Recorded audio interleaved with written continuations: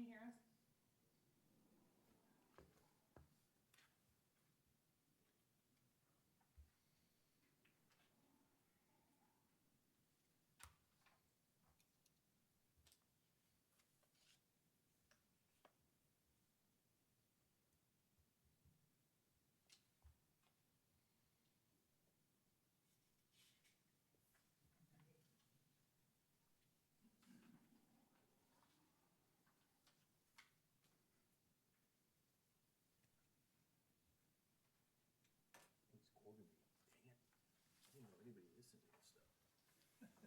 Recorded you? Yeah.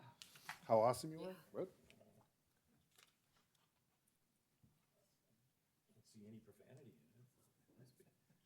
No, I believe what I read out of this is that the individual is pleased with the outcome. Well, he's pleased with the way Exactly. it was last month that you guys voted down. Hey guys, Eric Dodds here. Can you hear me all right? Yes, we can, Eric. Say it works well when you guys speak into the microphone, but I can't hear you when you don't. Got it. So if you want to speak poorly about me, just choose your path. I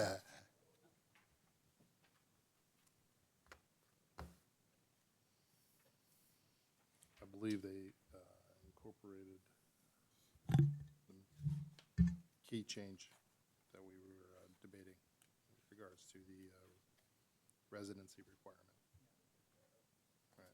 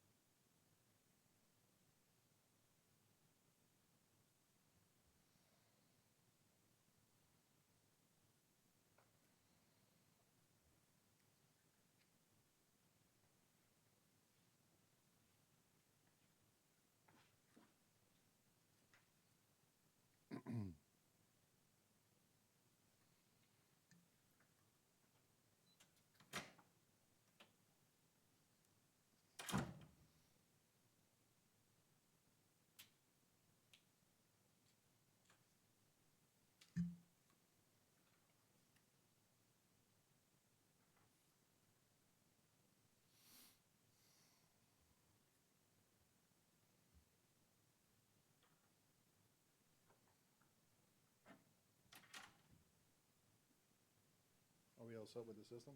Should be good to go. Yep. Okay, it's 5:30. So I would like to call to order the West Fargo Planning Zoning Commission meeting. The next item is the approval of the order of the agenda. Move to approve. Second. Been moved and seconded to approve the order of the agenda. All those in favor say aye. Aye. Any opposed, same sign. Next item is the approval of the minutes from our March 11th, 2025 meeting. Move to approve the minutes. Second.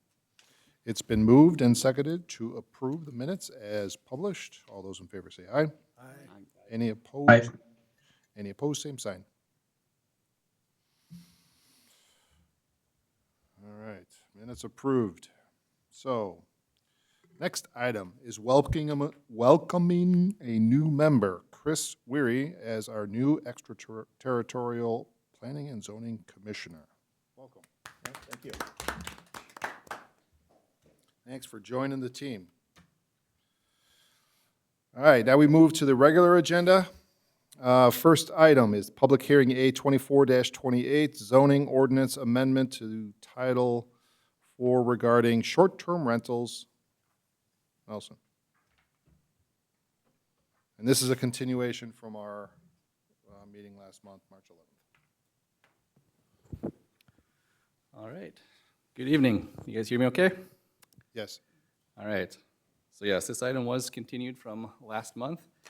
This is a proposal for a zoning ordinance amendment as well as the creation of a new ordinance within the city's ordinances relating to the adoption of a short-term rental ordinance. Kind of a high-level summary here, since we discussed this just last month.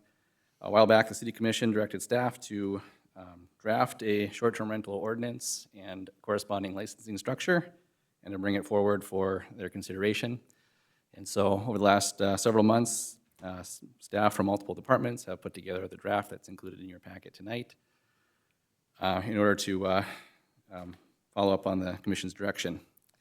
Most recently, last month, this was presented to the Planning and Zoning Commission, at which point in time there was a public hearing. There was, I think, most of the conversation was revolved around the aspect of the proposed ordinance amendment, or excuse me, the proposed ordinance that required that short-term rentals only be allowed within a primary residence.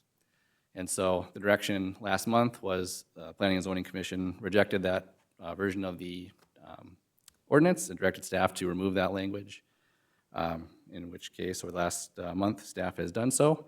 And so included in your packet tonight is an updated version of the ordinance.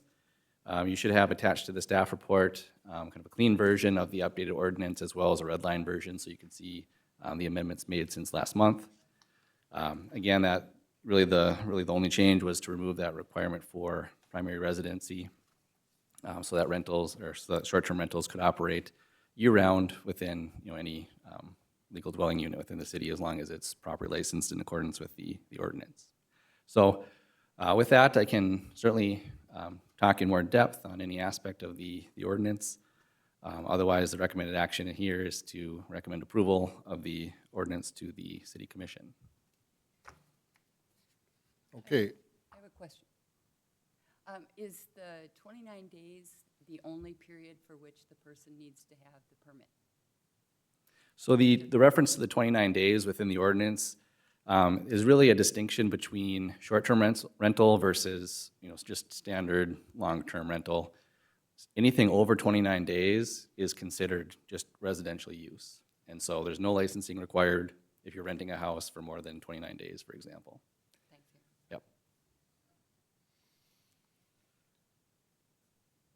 Yep. This is still a public hearing, and I guess I was thinking maybe we just open it up again for public input and questions. Yep. At this time, so we get through that as we were. That'd be appropriate, yep. All right. So, on this topic, I'm opening it up to public input and comment, if there is any in the audience.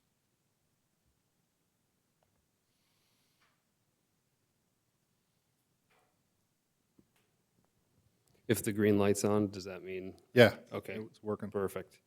Good evening, Chairman Kolb and members of the Planning and Zoning Commission. My name is Tyler Erickson, and I'm a resident of West Fargo. I passed out not a sufficient number of handouts, but hopefully an adequate number so everybody had a chance to read 2 minutes before the hearing today, kind of my position and where I stand on the issue. I also, too, so as you can tell, I'm just going to read through my comments that I've printed out and provided to you, but I also wanted to begin by saying I apologize for not being at the last commission meeting, the Planning and Zoning Commission meeting, because I had planned to come to comment on the Brooks Harbor PUD, but because it had gotten continued, I didn't show up and talk about this issue specifically. But because I noticed it was referenced on the agenda, I had a chance and opportunity to read it, and I'm here today. So, with that being said, I stand today to express my support, not of the current amended version of the ordinance, but the March 2025 version of the short-term duration rental ordinance, which I'll refer to as the STR ordinance throughout my public comments. First off, before I do begin, I want to express my gratitude to the West Fargo City staff for putting this together, the city commissioners for proposing that this ordinance be created, and then also all of you, the time and the effort that you've invested in putting this together and considering amendments, and also debating its purpose and effects. So to begin with my public comments on this issue, my cursory understanding of municipal zoning ordinances is that to be valid, they must fulfill 3 baseline requirements. Number 1, they be reasonable and serve a legitimate governmental purpose. Number 2, that they promote orderly development and preserve property values. And number 3, they must not deprive property owners of all reasonable uses of their land. And as you can see, I cited a case on those 3 main principles, not for anything other than just to show you that there is some legal support for those 3 ideas, right? So with that information in mind, I believe this proposed STR ordinance requires 5 primary responsibilities of STR applicant owners. Number 1, the owner must submit an application for licensure.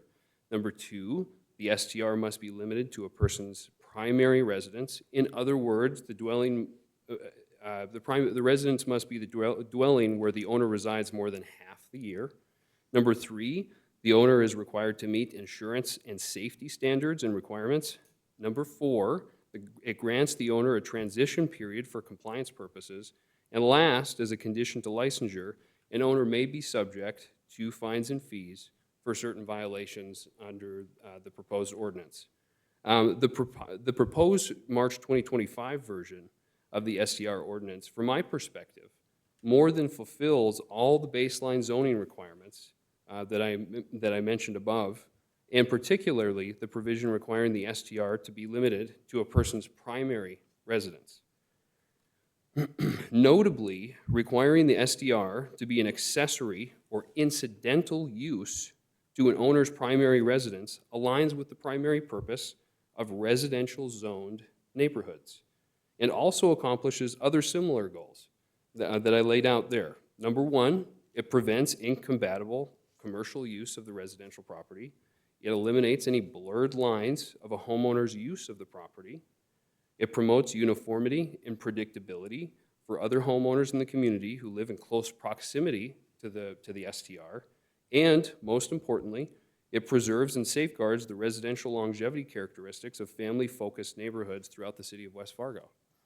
Opponents to the primary residence requirement of the STR ordinance cite the burdens that it would place on them as investment property owners and operators, including characterizing it as a total ban on short-term rentals. However, they all seem to overlook the potential net cumulative effect of owning residential homes and operating them as commercial structures throughout the city without these reasonable regulations, including the primary residence requirement. The paragraph at the bottom, right, I think it's a pretty well understood issue throughout the United States that many Americans cannot find affordable homes. And this is due in large part because of the lack of supply of homes. On one hand, that could of course be remedied by building more homes, but in my opinion, removing the residential requirement of the ordinance, and in the same vein, permitting the investment persons and companies to purchase those homes not only permits and blesses the commercial use of these residential properties, but it also removes valuable inventory from the market that could likely in turn help cool housing prices and bring that inventory to the market. I did review the Airbnb individuals' comments and email chain that discussed those issues and what the statistics are. Even though it does comprise maybe a small percentage of homes on the market, it still is a worthwhile note to know that this is taking up some supply of homes. In addition, to distinguish a question posed during the last meeting between the commissioners concerning the differences in regulation between the STRs and the long-term rentals, is that STRs allow for a much wider variety of people who, importantly, do not have any long-term connection to or interest in staying in the area, as opposed to long-term rentals that do encourage establishing roots in and perhaps respecting the community more. Not to mention the obvious difference between the two arrangements is the commercial nature of a short-term rental and an owner's base incentive to monetize use of the property through booking volume and not stay duration. Hence the difference in the necessity of the regulation of the STRs as opposed to the long-term rentals. These STR arrangements no doubt have an effect on existing homeowners who purchased and live in their homes with the intent of being there long-term, who value long-standing relationships with their neighbors and desire building memories within their community. Another interesting piece of this ordinance is that it directly acknowledges in the April amended version, section 1310-1603, that a license issued by the city may conflict with the private covenants of the warranty deeds with people's homes. And it simultaneously disclaims responsibility for that conflict when issuing the license, i.e., or in other words, it is an acknowledgement that many property owners' warranty deeds contain restrictive covenants that do not permit this type of use of the property. I know personally my warranty deed has a restrictive covenant that would not permit this type of arrangement. This is even more of a reason to regulate these arrangements with a primary residence component included. While, again, I respect and I totally value all of the opposition to the residential component, I have to voice my comments on this trend that I see, at least in my community, in commercializing these residential neighborhoods. And I don't think some uniformity of regulation of these arrangements is unreasonable when we're fundamentally changing the intended purpose of these residential areas. Commissioner Gust, as he mentioned at the last meeting, these STR arrangements are hard to distinguish from commercial operations, including corporate ownership, professional property managers, the use of commercial insurance. Homeowners' policies do not cover these types of arrangements. You have to get a special insurance policy to cover these types of arrangements, which typically contemplate a commercial component because these aren't residential uses of the property. And the primary consideration of the homes as assets in investment portfolios and not simply a shelter for families. Anecdotally, I can say that I live in a neighborhood where there are around a dozen single-family homes owned by a for-profit company that effectively uses the homes as a man camp for their seasonal workers throughout the year. The individuals staying in those homes have no long-term connection to the area that I know of, as the homes sit vacant for multiple months out of the year. During the time when the homes are being lived in, 3/4 ton, 1 ton concrete company pickup trucks are parked up and down all the streets, and the tenants throw frequently loud parties. The long-term integration into a community that builds trust and care between neighbors and families does not exist, in my opinion, in that swath of neighborhood, of that swath of housing in the West Fargo city. And as a West Fargo homeowner, I would appreciate personally regulation changes into these areas, and I believe that this STR regulation is a step in the right direction. In short, planning and zoning commissioners, I do not desire my neighborhood or anybody else's neighborhood to become more commercialized than it already is. And I am providing this testimony to support the staff's first proposed version of this ordinance, as I believe it is reasonable, that it doesn't restrict the owner's use of the property. And I urge the commission to reconsider the March 2025 version of the ordinance that contemplates the requirement that the STR be the owner's primary residence so that we preserve the residential and family-focused fundamentals of West Fargo's neighborhoods. A couple other little footnotes to this. I looked at the Airbnb individual's response to the city staff's questions, and some cases were cited as to whether this residential component could be unconstitutional. Well, that case is from the Fifth Circuit. We're in the Eighth Circuit. It's barely persuasive. It may be binding in the Fifth Circuit in Louisiana, but it's not binding in North Dakota in the Eighth Circuit. And just as a preliminary thing to consider, it's not even reached the U.S. Supreme Court yet, so that's not something that is inherently illegal to do. And to address two other issues that were brought up during the last commission meeting, the hypothetical was offered, what happens if I own one home and I own a second home as an investment property? It's typically used as a long-term rental property, but that falls through and you need to use it temporarily as a short-term rental. I think the remedy to that situation is that you have to sit on the house for a little while, or that person, whoever you would want to have that stay for a short-term duration, would just stay at your house. But to avoid the necessity to get a license, you'd either have to fill that vacancy with a long-term tenant, or you just have them stay at your house. The other question that was posed was traveling nurses. I personally don't know any traveling nurses. Maybe I do in one way or another, but I couldn't imagine that any traveling nurse contracts would be less than 29 days. Therefore, you wouldn't need to get a license under this ordinance, I believe, to have that person stay for that period, unless nurses are coming to North Dakota for 28 days to work and then leaving. I don't know if that's the case, but that's all I have, and I'll stand for questions. And I apologize for getting my comments to you last minute. I know that there was a lot in what I just said. So if you have any questions, feel free. No questions? Do I have to? Well, typically we do ask name and An where you're address? from, because it's, I have to be a resident to comment. well, you can come, you're not a resident, but it is valuable to us to know. 1240 Barnes Drive in West Thank Fargo. you, Mr. Harkison. You make some very good points.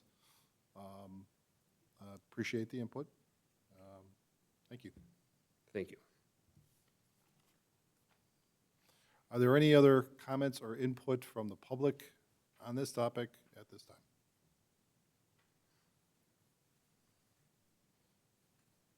Hello, Eric Stewart. I was here last month. I listened to that. It's very passionate, and I can empathize with his concerns a ton. You do want your neighborhood to be safe and reliable and knowing what to expect. I totally get that. We talked a lot, and we had a lot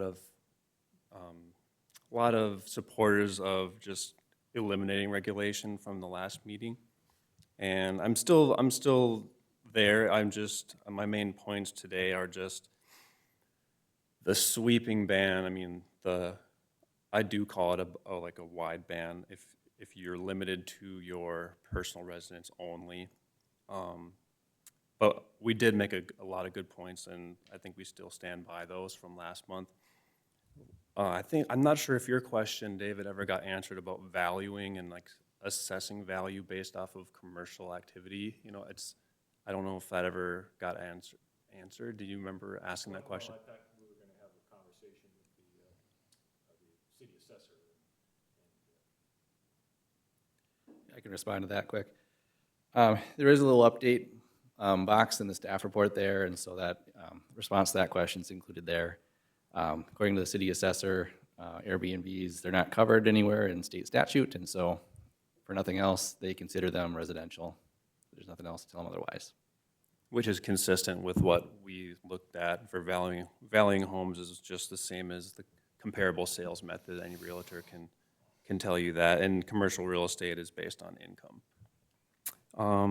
Yeah, I guess my main points today are just the sweeping ban makes little sense when there's better alternatives, and there's the decision-making based on information and insight into Airbnb and short-term rentals versus decision-making based on fear, emotion, and just concerns of how it might end up. So I think it makes a lot of sense to put some sort of regulation in place, whether it's a registration fee, holding owners accountable for safety, fire safety, and, quality standards. I don't know any good operator of long-term rental or short-term rentals that is okay with being like a terrible owner and having poor quality of standard.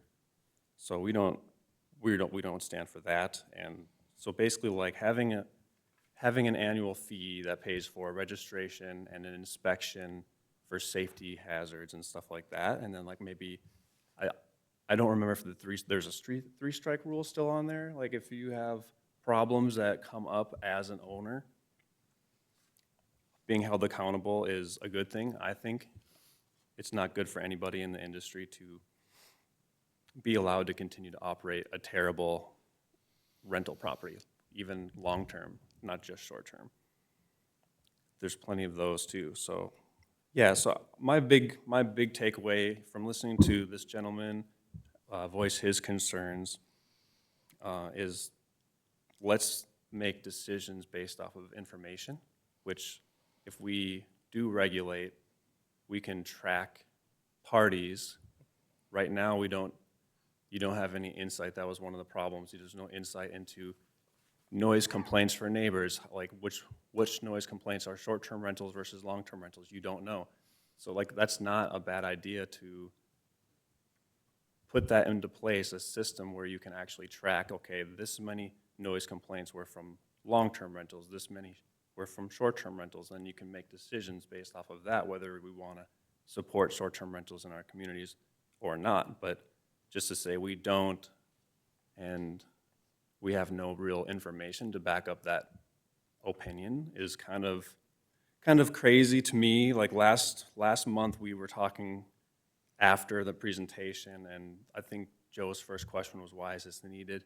And we didn't really have a good response for that, which is kind of why I'm here today, just following up to see how all that works out. But if we don't have a good reason to propose, it's not backed by information. It's kind of, I look at it like regulation just for regulation's sake. Like it sounds good in theory to put something in place, but why are we doing that? So I think information and data is the way to go. And if putting some light regulations in place just to be able to track Airbnbs, that makes sense. That's pretty reasonable. And then that'll give you more decision-making power going forward to see if we do want to take any further steps to restrict it. But how do you know it's a problem if you have no information to make decisions? You don't. So that's all I'm about, just a proponent of decision-making with information instead of just potential fears and concerns and letting something kind of snowball. But that's all I had, and thank you for your time, unless there's any questions. Yes. Sure. Same question, your address? My address, 1625 16th Avenue East. All right. Second question is, have you seen the amended version that is being proposed this month versus last month? Yes. Does it address the concerns you had regarding limitations of being able to continue short-term rentals? It addressed my main concern. Okay. All right. Thank you. Thank you.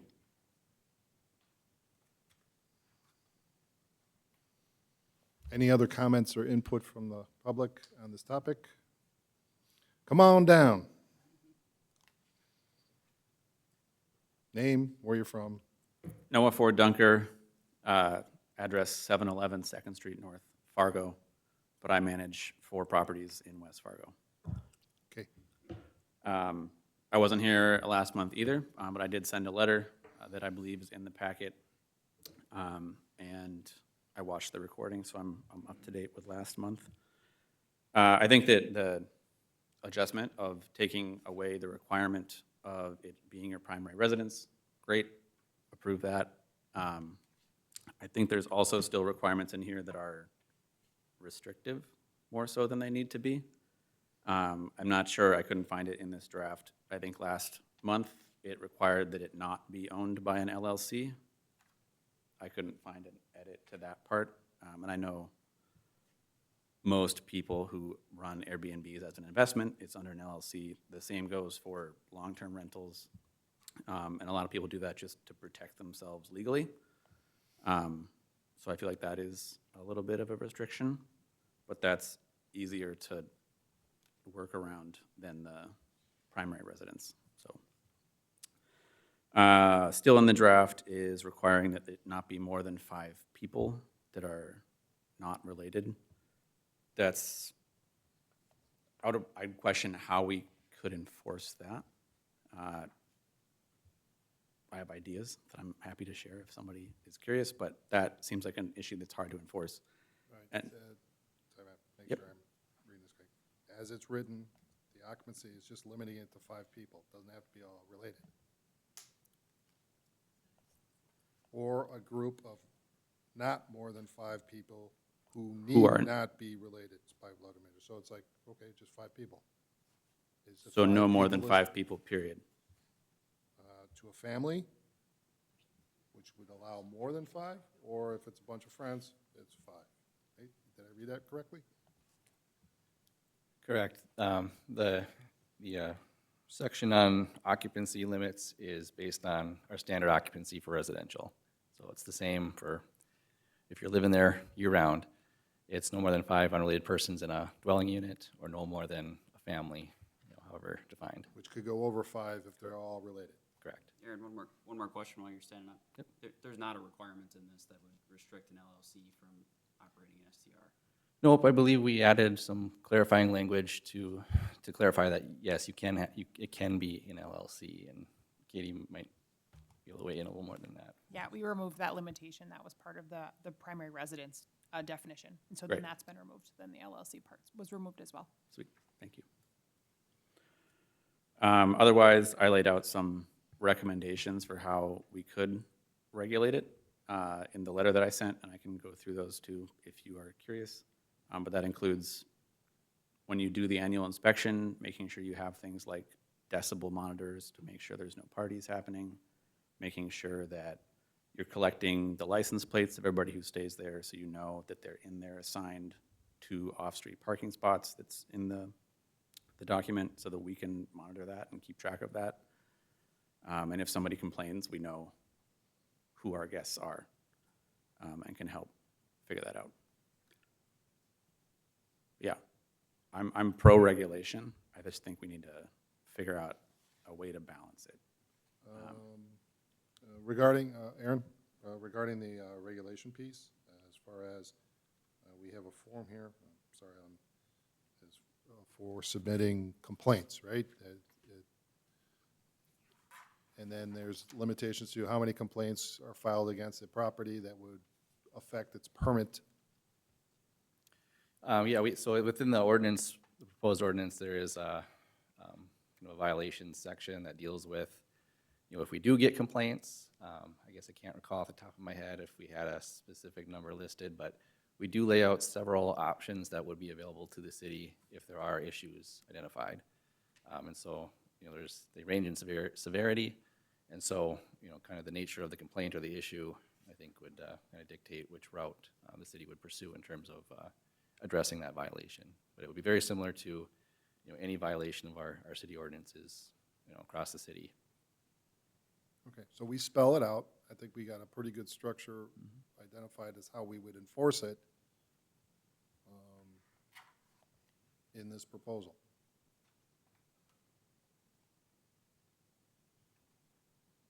I'm getting dizzy. Sorry. Okay. Great. Yeah, so it's 10-1605, penalties for violation. Outlines some pretty, standard options that the city has in addition to, up into, revoking and denying the license altogether if it is a continual issue. Thanks. No other comments? Anybody else? Yeah. Thank you. Questions? Nope. Any other comment or input from the public on this topic? Okay, I'm going to close public input at this time. Commissioners? Questions? discussion. We had a little bit of slightly different perspectives regarding this whole topic, not just the specifics of the regulation. What do we want to do as far as adopting this regulation or new ordinance, I should say, right? I would say the amended version to me strikes the right balance at this point. I think we don't know if we even have a problem at this point, right? We don't know how many of these STRs are operating in West Fargo. We don't know where they are. We don't know how many are concentrated in specific areas of residential neighborhoods. And so to me, this is the right first step to figure out whether we have a problem at all. And that's requiring these STRs to get licenses, to be able to just gather more information and make better decisions going forward. I do think, frankly, there's a risk of litigation too if we were to go with the primary residence ban. I understand the point about the Fifth Circuit case not being binding. I appreciate that very much, but I think Katie would not want to be in front of the Eighth Circuit on something that we just decided to go ahead and go out on a limb and ban to start with. So I have concerns about that too. So I think licensure is a good first step, and would support the amendment. I would also support it as provided as the amended from the team. Is that a motion? So moved. Second. It's been moved and seconded to adopt the ordinance as written. Any further discussion prior to vote? All those in favor, say aye. Aye. Aye. Any opposed, same sign. Aye. Motion passed, or the ordinance passed, I should say, with one objection. Okay, thank you very much, everybody, for the input. Next item, public hearing, A25-5, Brooks Harbor 5th Edition, a request for a planned unit development at 2250 5th Street West to build townhouse-style apartments, Lot 3, Block 3, Brooks Harbor 5th Edition. This is also continued from last month. Did we even open that up for discussion?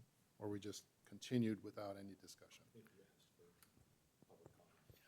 This is continued now for a second month, but it is a public hearing, and so certainly if anybody did, come tonight to speak, traditionally we allow that opportunity for public comment, but we will have a public hearing when this is heard next month as well.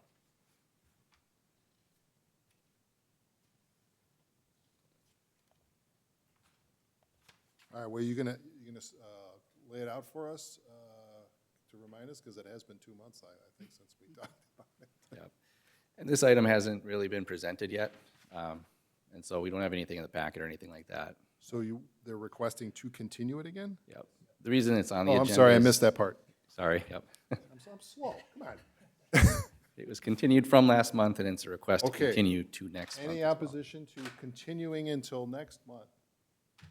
I certainly don't. And, yeah, we'd recommend you open it up for public comment, just in Okay. case. Thank you for keeping me in line. The last time. So for the last time, I still haven't figured it out.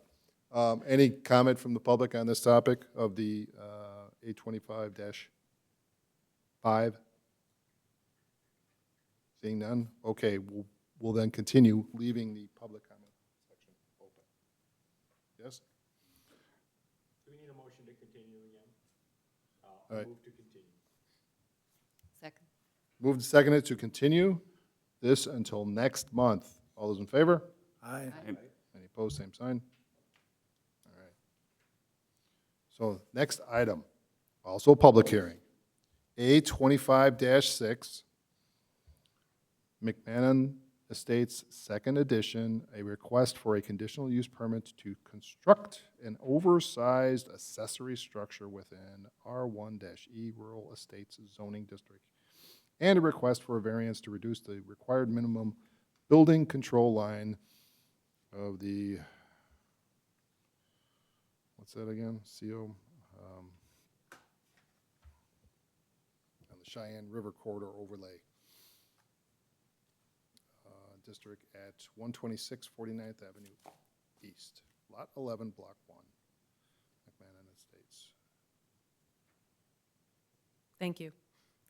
The applicant is proposing to construct a 1,800 square foot accessory structure on the south side of the lot. The property is located within the Cheyenne River Corridor Overlay Zoning District, which establishes a building control line that restricts structures. The applicant has indicated that due to the location of a septic drain field, there isn't adequate room to place the accessory structure. The applicant has employed a geotechnical firm to provide a soils analysis in respect to the proposed structure, which concludes that the new structure will not be impacted by soil instability caused by the riverbank. The soils analysis has been reviewed by the city engineer, who has no concerns regarding the soil stability based on the findings of the soil analysis. It should be noted that Southeast Cass Water Resource District has requested that the city of West Fargo consider updating the ordinances to limit variances to the Cheyenne River corridor, or Cheyenne River building control line, except in cases of severe hardship. Staff anticipates it will bring forward a zoning ordinance amendment in the very near future to address concerns made by them. However, until the ordinance is amended, staff remains consistent with review of such requests in relation to the findings of the geotechnical soil reports. In terms of the conditional use permit, real estate zoning districts allow for accessory structures larger than 1,000 square feet, provided they are in character with the development patterns of the subdivision they are in. Other structures approved in the past in the McMahon subdivision have been 1,600 to 2,100 square feet. The applicant has indicated that the structure will be built with similar siding to match the exterior of the existing house on the property. The conditional use permit agreement is required to be signed prior to the issuance of the building permit and may include conditions deemed appropriate by the commission. It is recommended that the city approve the variance of the building control line by no more than 50 feet as described in the Braun Intertech opinion on riverbank stability dated February 15th, with the condition that the owner sign a waiver and release of liability document acknowledging the variance and waiving the city's liability based on the 3 findings listed in the staff report. It is also recommended that the city approve the conditional use permit application on the basis that it is consistent with city plans and ordinances with the recommended conditions of approval as the number 1, the accessory building is constructed with the same color and materials as the primary resident, and a signed conditional use permit agreement is received. This is a public hearing. I'm available to answer any questions, as is the applicant and is the engineer. Thank you. Public hearing, I'll open up for public comment. Is there anybody from the public wishes to provide input on this topic? Anybody? Okay. Seeing none, close that section. Commissioners, questions on this? Could you repeat who had an objection to variances on the Cheyenne corridor? So the Southeast Cass Water Resource District has expressed concerns with our variance procedure and would like us to review them based on hardship. However, our ordinance states as long as somebody provides a geotechnical survey. It's hard to say hardship for an 1,800 square foot outbuilding. But in the meantime,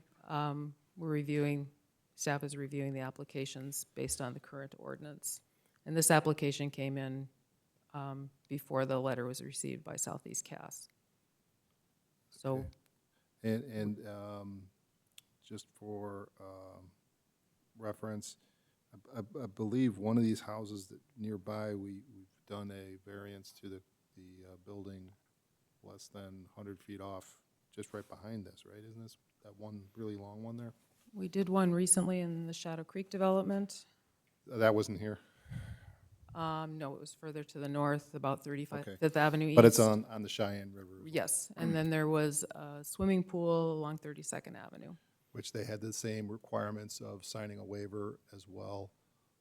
for that construction. Correct. There've been about 3 in the past year. That home just to the north there, it looked like the one outbuilding had gotten a variance there. This one?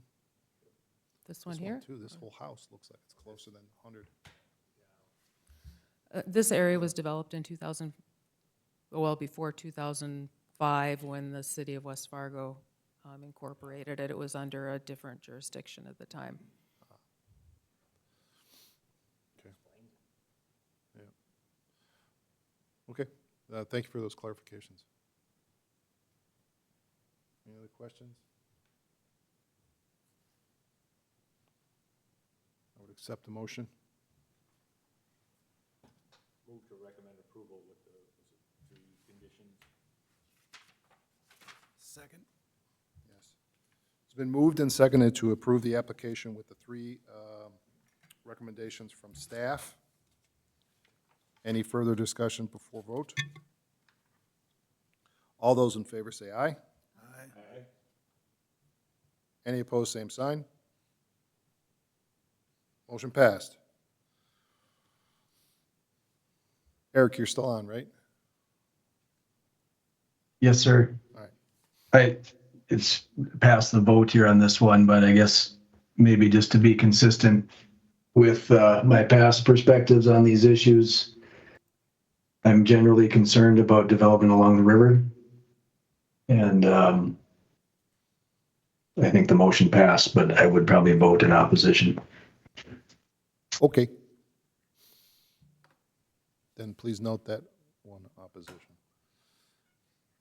Okay, next item is public hearing A 25-7, Section 7, Township 139 North, Range 49 West, a request for conditional use permit at 328th Street West to allow for light industrial uses, shop condos, in the heavy commercial zoning district, a portion of Section 7, Township 139 North, Range 49 North. Thank you. This application has been received in order to allow for shop condos and for light industrial uses in a heavy commercial zoning district. The property, which is located along the west side of 8th Street West, south of Main Avenue, was developed in the mid-1970s with welding with a shop, warehouse space. In 2005, the city approved a conditional use permit, which allows a daycare center to operate on the property. Prior to the zoning code and map updates in 2015, the subject property was zoned CM, heavy commercial light industrial. Surrounding land uses include welding, powder coating, manufacturing, trucking facilities, warehousing, et cetera. A single-family residential neighborhood exists on the east side of 8th Street West. In addition, the subject property currently has several metal warehouse shop buildings on site, which are currently being used for business and personal storage. Light industrial uses such as plumbing and heating shops, warehousing and storage, contract construction, light manufacturing are conditional uses within the heavy commercial zoning district, and such uses require a conditional use permit to operate within the district. The proposed site plan shows a 9,450 square foot structure for contractor storage or shop space with 7 1,350 square foot shop condo units, with parking located in the front of the building.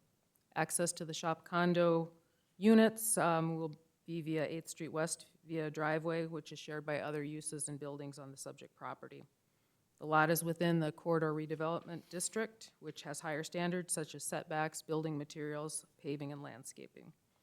Although industrial and daycare uses have existed on the subject property, historically, staff notes that the existing daycare facility presents potential compatibility concerns in regards to future potential businesses within the proposed shop space. As such, staff recommends several conditions of approval intended to address the potential compatibility issues. Under permitted uses with this conditional use permit, it would include plumbing and heating shops, sheet metal shops, roofing shops, wholesale distribution, contract construction services, general warehousing and storage, not to include auto wrecking, junk, or salvage storage, light manufacturing, including manufacturing, assembly of small parts, apparel, other finished products from fabrics, leather, wood products, computer products, printing, et cetera. Permitted uses notwithstanding, the following uses and activities are prohibited. That would include chemical spray operations such as paint booths, flammable and combustible liquids in quantities which require a fire code permit, compressed gases other than standard welding gases and common non-industrial gas canisters, operation of heavy machinery and construction equipment, and any other use or activity that is in the opinion of the zoning administrator that poses a safety risk or is materially similar in intensity, hazard, or operational impact to the prohibited uses listed in the staff report. All primary operational activities associated with the uses allowed by this conditional use permit, including fabrication, assembly, mechanical work, shall occur indoors. Outdoor storage areas may be used for ancillary functions such as employee parking and secure storage of equipment and materials, provided they do not produce noise, fumes, or other off-site impacts. A paved pedestrian crosswalk marked with high visibility paint is required to be maintained along the path between the existing daycare building and the existing playground facility. Pedestrian crossing signage is required to be maintained along the driveway on both sides of the crosswalk. Signage is required to be maintained at the entrance of the lot to caution drivers that children may be present. It is recommended that the city approve the proposed application on the basis with conditions that is consistent with city plans and ordinances. The recommended conditions of approval, which I just reviewed, are listed in the staff report as items 1 through 6. The conditional use permit agreement incorporates those conditions and will be signed by the owner and will be recorded. This is a public hearing. I'm available to answer any questions, as is the applicant. Thank you. Since it's a public hearing, I'll open up for public comment and input at this time.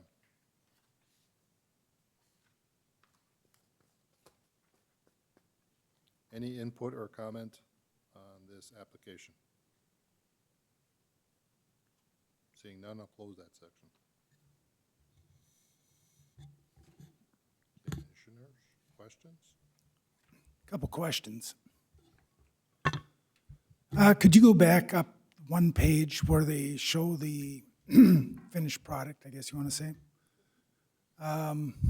It appears there will be 7 rental units within there. Is that as configured the way it looks? Is it going to be 7 separate units? Yes. And they got some parking spaces there. My concern would be with outside storage. Now, I know you talk about a secure storage area. Now, a secure storage area could be a container or multiple containers that are dropped on there and locks put on them.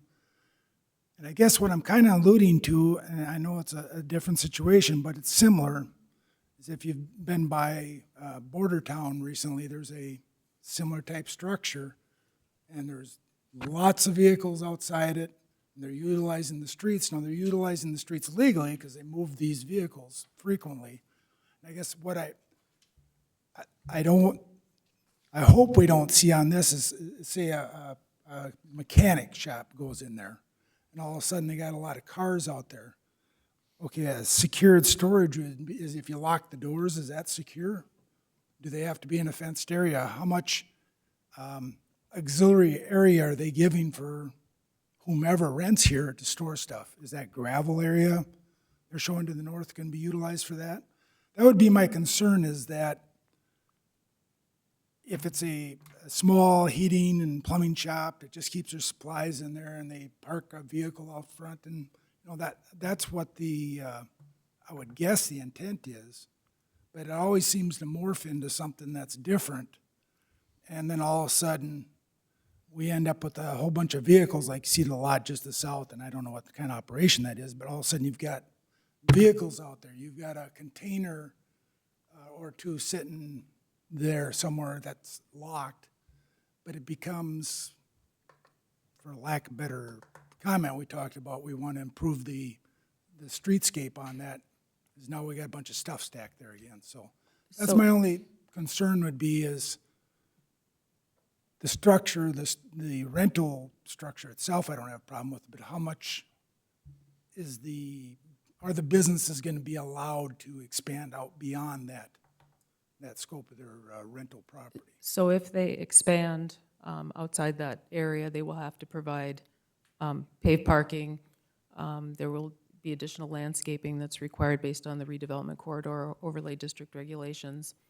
Well, I'm not talking expansion into additional land. As presented, they've got an area, they've got gravel to the north that's proposed, So correct me which if would I'm, be an area, I would assume either it's for larger trucks to turn on, or it's an area where stuff could be stored. You know, if you're working on cars, you know, you consider a transmission shop, you got 8 cars sitting there, you're gonna have, you only have parking inside for a couple, and then you're gonna have the balance of them outside.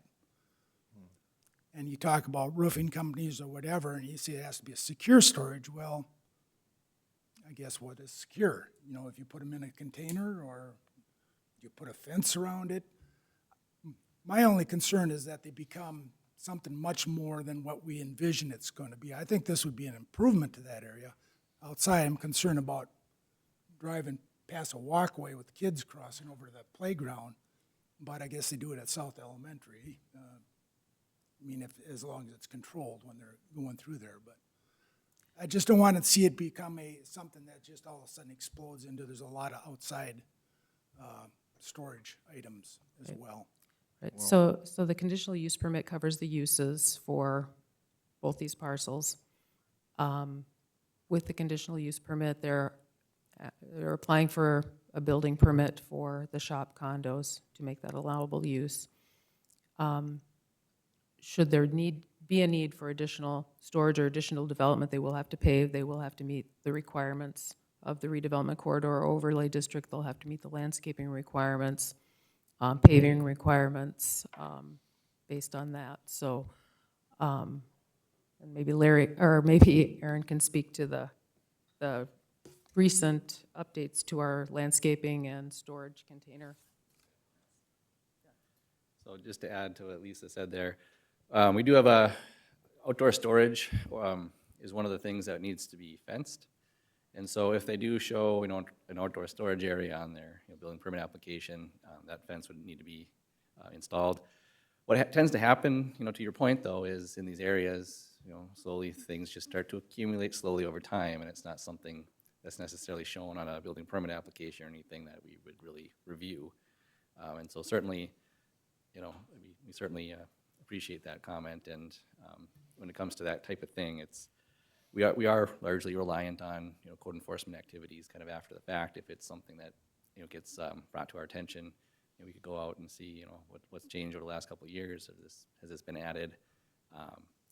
And the fact of the matter is, a lot of this area too historically has been kind of a light industrial / heavy commercial district. I think I don't remember how many years ago is when it was rezoned to heavy commercial, which is why it does have that kind of industrial flair currently. So I know that probably doesn't really totally address your concern. If I'm understanding this right, they're actually trying to have a less intense usage of that, going from heavy commercial to more of a light industrial application. So it's almost like we're backing off on or increasing the aesthetic requirements for light commercial is very different than heavy. I think as presented, yes, it is an improvement. I concur. The only thing I worry about is these kind of things seem to morph into something no one envisioned at the front end. And my only question would be is how do we, if you want to say enforce that? I don't know if we do. It doesn't seem to happen after the fact. It's also sitting right next to a storage facility. Certainly. But a couple cars might be okay, in my opinion, but all of a sudden if someone is doing major repairs or doing whatever, and they start storing a bunch of stuff, and I understand where it's at, it's a little different, but if people just rent these and use the parking spaces they got and they use the indoor parts of their operation they're renting, I think it'll be a wonderful upgrade. Outside of the crossing there, but I think they can get over the crossing concern with the child care center. My only concern is if a renter comes in and starts Making it messy. making it messy. Are we gonna do anything about it, or is it just, oh, well, it just morphed into that? And that's, just to add another option for you guys, that's the intent of the conditional use permit is that, certain uses could be allowable depending upon the context of the location, and then also with the ability to add those conditions to the conditional use permit to address, potential issues. And so if there is a specific concern that you'd like to add as an additional condition to the conditional use permit, that is within the purview of the Planning and Zoning Commission as well. So my kids went to this daycare for a few years, actually, and if memory serves me right, the way that the property is being used right now, it is a mess. It is just kind of a storage, and, things are just sort of sitting out back there, so I see this as very much an improvement for the property, and I think if there's adequate safeguards put in place for the kids there, I think that's a good thing, and yeah, I support this, and I think it's a good idea. And also, just to add to the comment, my name is Sam Solberg. I'm with Flower Engineering. I'm representing the property owners here today. And just to address your concerns, this property very recently, you're right, there was a lot of outdoor storage and junk there. They purchased this property here last several years and have cleaned it up. I'm sure you likely remember a lot of the stuff that was there. I believe there was a large pile of tires that were there for a while that they are cleaning up this property and working to make it a lot more, less of an eyesore, definitely in the community. That's kind of the intent of this less intensive usage in this zoning. So just figured I'd make that comment. Thank you. Yep. Any other questions? I have a question. Is there any feedback from the daycare on the evolution of this property? Not that I'm aware of. I will let the property owner address that concern if there is any. My name is Jake Thompson, the property owner of this property. We have talked with the daycare. So we purchased this back in, believe in 23, and we continued to haul out all the debris, all the tires, all the metal. We paved the parking lot for the daycare. We've continued to repaint things, make things better for the neighborhood. They've been very positive on everything so far, so. Thank you. I think what I'm hearing is the concern of this outdoor storage allowances. I mean, are they planning to fence stuff out behind these things and allow them to store stuff back there, or fence stuff out front to keep material and things out there? I mean, I think that's the concern I'm hearing from Mike, and I would have the same one. Sure, absolutely. So we hauled out about 35, 20 yards of garbage. Yeah. On this property. We hauled out about 25 semi-loads of tires. We got rid of the car hoods, the car doors, the broken glass, all that stuff. I mean, it's been 18 months. The last thing I want to do is see more stuff outside. So what you're saying is that everything that these people use are going to be maintained inside the building. Correct, yeah. And I think the concern is that there's a metal cage out front with a bunch of transmissions in it. Yeah, we don't want that. We want to be able to, when you drive into the property, we want it just to be clean. I mean, we want nothing outside. I mean, that would be my opinion. I mean, there's only room for 2 vehicles to be parked out in front of these things basically anyway. And so, Yeah. I mean, if somebody had a plumbing shop or something, they could park there. That wouldn't be offensive to have their van out front with their sign on the side of it. I think it's long-term junk accumulation that's the big concerns. And I think if you go back and look at some of the GIS maps of what the Oh, property I may know. look like. I know. We've hauled out a lot of it, and so what we're trying to do is, I mean, spray the weeds, mow the lawn, plant trees, something where the daycare, when their people are dropping off their kids, they're not scared of what is around. That is just brings new life back to that area, I guess. For what it's worth, I wasn't scared when the tires and the broken glass and all that stuff was out there. But I was scared a it's little much better bit. now. It's much better now, yeah. No, I mean, there was a lot of different stuff that we hauled out of there. I mean, there were shipping containers, half semis out there. Yeah, and trying to get rid of some of this gravel area. I feel like if we put these units there, when you drive in, it will just flow better and have a better look, I guess, for the neighborhood.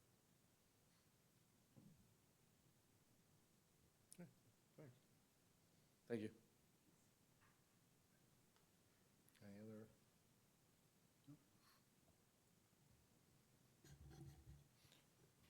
I would move to recommend approval with the 6 conditions. Second. Recommendations. I believe it's 6. It was 6. It's been moved and seconded to approve the application with the 6 conditions, or 6 recommendations from staff. Any further discussion required prior to vote? All those in favor say aye. Aye. Aye. Any opposed, same sign. Motion passed. Okay. Item number 5, A25-4 Oak Ridge 20th Edition, a request for a PUD detailed development plan within a planned unit development. So this is the second step in the whole process, right? And at 825 32nd Avenue East for an oil change business. Lot 1, Block 1, Oak Ridge 20th Edition. This is right by Cashwise. Am I correct? Yes. So last month, this property was replatted into 2 lots for sale and development on the southwest corner of 32nd Avenue and Veterans Boulevard, in front of Cashwise. When this property was platted and zoned in 2015, the planned unit development established detailed development patterns for general commercial land uses for retail development in order to share parking, allow for off-premise signage for businesses within the planned unit development. Specifically, the planned unit development allows for 2 development signs for off-premise advertising for businesses within the development. The underlying uses and development standards of the PUD would allow for light commercial zoning district standards. Permitting of new development will be required to follow these standards, and the corridor overlay district. And then shared parking within the planned unit development is required to follow the requirements of the city regulations, with the exception that there is a reduction of required parking for up to 15%, with overflow parking available on lots 1 and 2 of Oak Ridge 6th, which are the grocery store and retail strip mall lots. The revised detailed development plans show a site plan for a 1,700 square foot commercial structure and parking, 7 parking spaces, which meet the minimum parking requirements for a vehicle quick lube business. The submitted building elevations show the materials.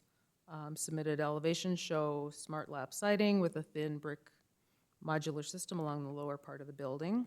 Wall signage is shown on the building elevations. The sign allocation plan for the planned unit development included an 8% reduction for each lot due to the allowance of the 2 primary development signs. Sign allocation with that 8% is 188 square feet of signage, and they're proposing 180 square feet as wall signage. Trash enclosures, elevations, and size and location were provided. According to the landscape standards, 70% of the location of plant units need to be located on the front or street side of the lot. Landscaping plan was submitted, which meets this requirement.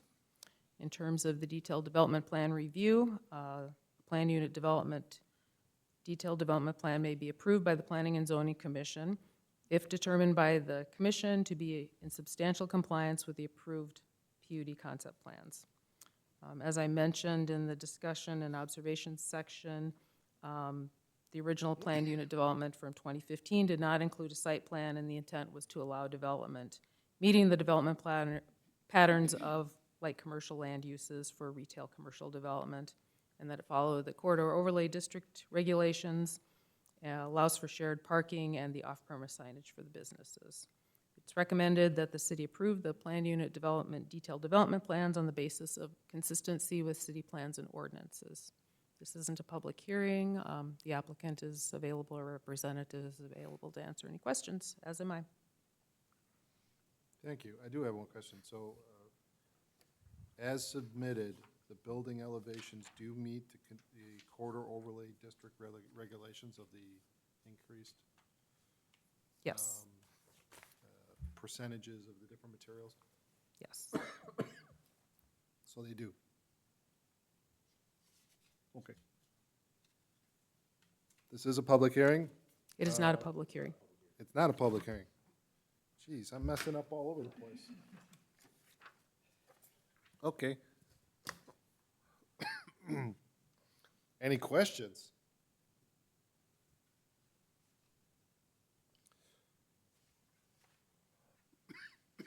Excuse me.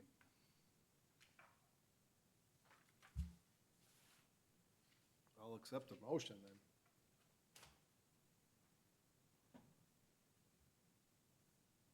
Anybody? Second? It has been moved and seconded to approve the PUD application as presented. Any further discussion required before we vote? All those in favor say aye. Aye. Any Aye. opposed? Thank you. Any opposed, same sign. Motion passed. Excuse me. Are there any non-agenda items to discuss? None. So I would take a motion to adjourn from the regular agenda. Move to adjourn. Been moved and seconded to adjourn from the regular agenda. All those in favor say aye. Aye. Any opposed? Okay, discussion items. Zoning ordinance amendment to Title IV relating to the corridor overlay for the Cheyenne River. All right. So we just talked about this. Now you're going to change it. We did. So, yep. This item directly relates to item 3 on the regular agenda, which was the variance to the Cheyenne River Overlay zoning district. So, as Lisa mentioned during her presentation there, the city has received a formal request from Southeast Gas Water Resource District to consider amending our ordinances in order to be a little bit more stringent about how we allow encroachments into the building control area. And so, also, as was mentioned earlier, we have received quite a few of these, as you've probably seen in the last 4 months or so. I think we've received 3. And so the city is interested in following up on that request. And so prior to next month's meeting, staff will be looking to put together, it'll be a very slight tweak, I imagine, to the ordinance. Basically getting rid of the provision that's currently in the overlay district that allows for somebody to submit a soil report in order to get that up to 50-foot encroachment into the 100-foot building control area.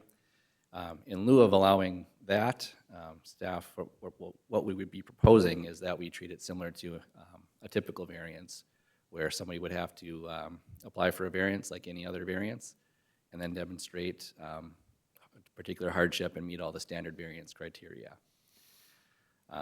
And so wanted to get this in front of you, or just make you aware of staff's intent here in case you have any comments or questions or concerns with that direction. So their main concern and the reason why they're asking us to change this is because the potential interference with the flow of the river?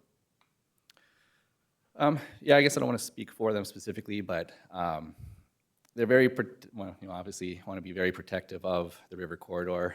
And so when we start allowing, buildings to encroach, that does introduce additional potential, for lack of a better term, for riverbank destabilization with additional weight and whatnot within that 100 feet of the riverbank. And we do have Assistant Engineer Jerry Walls here who can certainly answer more engineering technical related questions as well. But isn't that the point of the geotechnical study? It is, and that's that's why staff historically we've really deferred to the geotechnical engineer when it comes to this type of thing.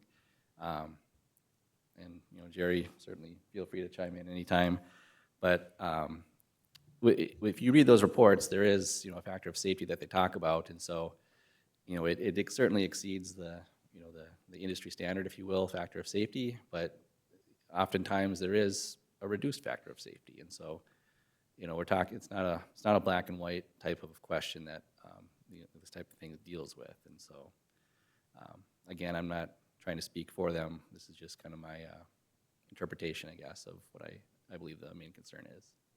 Is there a lot of shoreline that is still open? There is within our extraterritorial area, not a whole lot within city limits. And then maybe just to go back to Stretch the, off a 32nd Cheyenne there, which is still, I think it's for sale even. And then there's those couple of farmsteads still in that chunk there. yep, They would all be affected by this yep. change. And then, lots of stuff in our growth area as well. There is a lot of rural residential, in our growth area along the river already. But yeah, just to go back to the last question, another issue is just the fact that it's a meandering river, and so there is erosion that occurs. And so even if the structure isn't necessarily creating the instability, the erosion over time and the slow, degradation of the riverbank slowly creeps towards those structures. And we have had structures that have had to be removed because the river is starting to erode the riverbank, and there is the potential for the structures to fall into the river. And so that is another concern that they would have is, having a structure or swimming pool, whatever it is, eventually falling into the river at some point. Aaron, are you aware of anything else in the zoning ordinance where we have a variance scheme like this, where it's just kind of, you submit some kind of a report and that automatically qualifies you for a variance? Nothing that comes to mind. Yeah, nothing that comes to mind.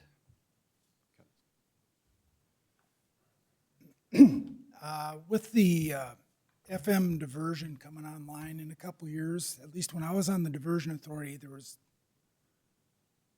back when they were discussing it, they were gonna limit the flow through the Cheyenne River from the weir.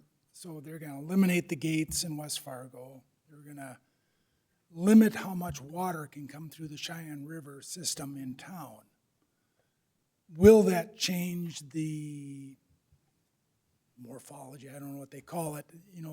Will it allow a little buildings closer because we're not going to have the rising and the falling of the water like we've had when we've had the Cheyenne diversion operational?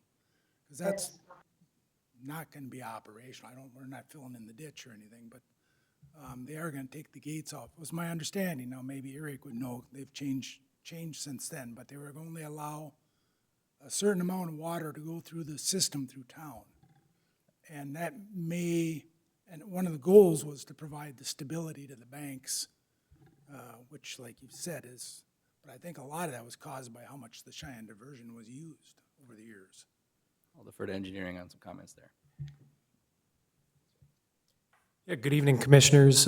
Jerry Wallace, Assistant City Engineer. Commissioner Thorstad, in regards to your question about, call it the normalization of the river channel with the diversion, that's still a goal. We're still working towards that. There's some stormwater studies we're exploring right now, but still in the works. That will likely help. One thing that Casserole Water, just to kind of unpack and go back to kind of where the discussion here started, not Casserole Water, sorry, Southeast Cass Water Resource District. One thing that they had commented on previously is that, age-wise, geologically speaking, the Cheyenne River is a very young river, and just, being the nature of the beast, the shoreline tends to move, and, usually it's just a matter of time before you see some type of movement on the shoreline. A lot of this boils down to there's been, over the years, some, I guess, geotechnical looks at, what proper setback distances would be. In the scheme of things, just from some of the discussions we've had with some of our neighbors, 50 feet is a pretty darn short setback. It seems, generally speaking, everybody's a lot more comfortable in this area with 100, 150 feet. That being said, they have identified just some things to bring to light that, for example, our ordinance states that we get a geotechnical evaluation.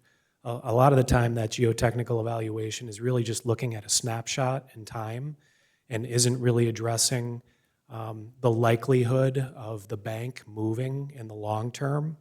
I know the engineer for the Water Resource District has commented that there's swimming pools falling in the river down in Horace. Now, I haven't looked and tried to determine where those areas are, but, it did kind of spark discussion as to, okay, when these things do happen, is the city of West Fargo potentially culpable for, those things? And, when those things happen and structures potentially fall into the river, who is responsible for removing them and paying for that work and so on and so forth. And eventually, the city engineer, we had a lot of discussion and just felt, pretty strongly that, removing the, call it so to speak, the option for the city engineer to grant a variance based off of, a geotechnical snapshot maybe isn't the most prudent thing to look at. With that being said, if there's any additional questions, I'll do my best to answer them. Well, I don't think we realize how much even droughts can cause erosion in those banks. Vegetation dries up and dies, big cracks form, and then when it rains again, those cracks fill and it sloughs into the river. And outside banks or cut banks are what they're called, erode far faster than inside. Absolutely. So there's a lot going on there, and I'm not sure I completely disagree with Southeast Gas. So And then I moved to approve these things because it's allowed under West Fargo ordinance, but I think it's something worth exploring. And full disclosure, Commissioner, I'm the gentleman from the city that usually has to go and meet with the property owners whose house or structure is falling into the river, and it's, what do I do? And what can the city do to help me? And unfortunately, we usually at the moment don't have very good answers for them. So I'm probably a little biased when it comes to the argument, but just wanted to put it out there. So your recommendation would not be granting these variances? I think we'd be more comfortable definitely sticking with 100 foot and probably only looking at, extreme circumstances of allowing a variance. Thank you for your candor. Thank you.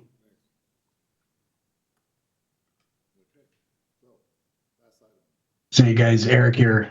I can't hear all the discussion, unfortunately, but just a few thoughts, I guess, from my standpoint.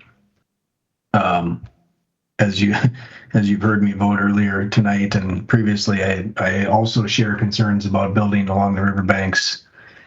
I think long-term, we're going to regret that. And as we think about the growth area plan and the natural river corridors that exist in our ET areas, I really think we should be thinking about using those as an asset for the entire community, not necessarily allowing lot lines to back right up to the river, which maybe is a major deviation from how things go in Fargo Moorhead. But I'm spending part of my time out in Boise, Idaho, where I'm sitting right now, and I can tell you here there's a 26-mile greenbelt corridor all along the Boise River. And it is an incredible asset for the entire community, not just the residents that back up to it. And I think that could be a vision that West Fargo could look forward to, using that as a recreational feature for the entire community, not just those who happen to have property on it. Well,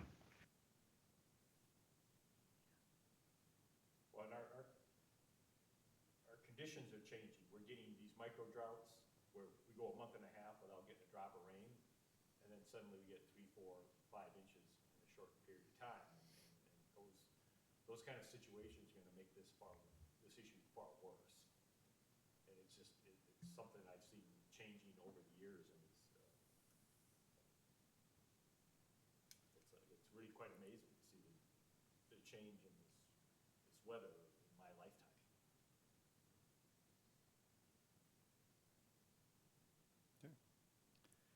All right, so, yeah, unless there's any other comments or discussion on that, again, we don't anticipate it's gonna be a very lengthy text amendment, just some simple, slight tweaks to language here and there. But our intention would be to have that on next month's agenda for a public hearing and a recommendation, so. Any other questions for me on that? All right. If not, I can move on to item 2. Yeah. I guess I'm done. Thanks. So, in recognition of 10 years of service, Joe, on behalf of the Look city at of West that. Fargo, They even get a plaque? we want to present you with this 10 years of service plaque here. Well, thank you. That's very nice. Appreciate it. I can't believe it's 10 years. I just, ironic thing is I hit 20 years with the company I work at, so it's, start realizing you're getting old. Plus I got a kid that's almost 30 now. Thank you. Appreciate it. Really. Thank you really for your it's been, service. Great working with everybody. Learned a lot more about the community as a result of it, so I'm very thankful for the time spent, even when it got a little late sometimes. And there were sign issues. Argumentative, but it's been very good. And, you know, I would love to continue to support the growth area master plan stuff. Down the road. Thanks, everyone. Really good to show. Can I buy a beer? Sure. All right, Barcode, isn't that fairly close? Is that right over here by Costco? Never been there, but I know where it's at. We can't discuss, anything, There right? can be no Right? policy discussions. I won't say anything. Anyone wants to come for a beer, we go to Fargo.